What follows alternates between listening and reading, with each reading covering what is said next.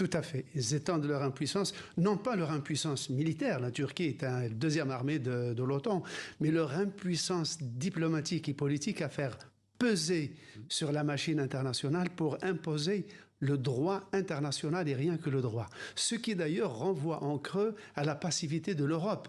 Parce que où est l'Europe dans ce dérèglement du droit international?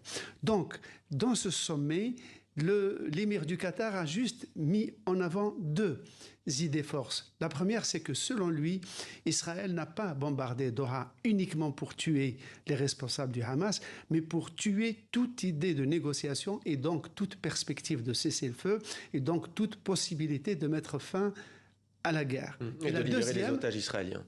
Exactement. Et la deuxième, c'est que Israël, selon lui, chercherait à établir une espèce de suprématie géopolitique hégémonique sur toute la région. Une zone d'influence, dit-il. Une zone d'influence sous le parapluie, évidemment, américain. Et ces pays-là, ces 50 pays qui, en général, se réunissaient pour défendre un pays, la Palestine, cette fois-ci, ils sont intervenus parce que 6 d'entre eux, cette année, ont été bombardés par l'aviation israélienne. Le Yémen, l'Iran, la Syrie, le Liban, la Palestine et peut-être c'est la goutte qui a fait déborder le vase, le petit Qatar, qui était totalement consacré. Mais justement, est-ce qu'il n'y a pas une naïveté de la part du Qatar et de ces pays qui se voient comme des alliés stratégiques des États-Unis alors qu'ils ne sont en fait que, entre guillemets, des auxiliaires dans cette région tourmentée? Oui, c'est pour ça que ça c'est la grande prise de conscience.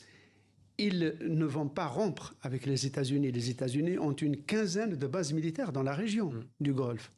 Mais on peut dire que c'est comme dans l'amour, le charme est rompu. Et ça, c'est quelque chose de psychologique, d'irréparable. Et d'ailleurs, le ministre des Affaires, le Premier ministre du Qatar a dit publiquement, nous nous permettrons maintenant d'aménager d'autres alliances pour conforter notre propre sécurité. C'est peut-être ce qu'il va répéter demain à Marco Rubio, qui, comme vous le disiez, sera à Doha. Merci beaucoup, Slimane, pour ce décryptage. Donc,